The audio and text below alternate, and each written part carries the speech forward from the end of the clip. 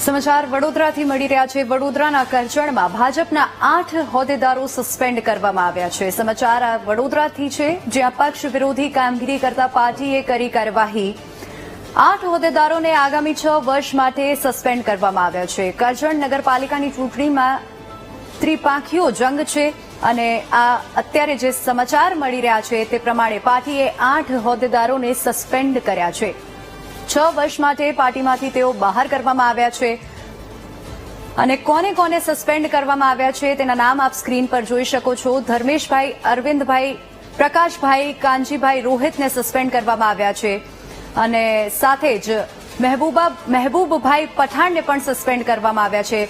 Party વિરોધી જે તેઓએ હરકત કરી તે બદલ તેઓને સસ્પેન્ડ કરવામાં આવ્યા છે। દેવેન્દ્રસિંહ, હરેન્દ્રસિંહ ચાવડાનું પણ આ લિસ્ટમાં નામ સામેલ છે।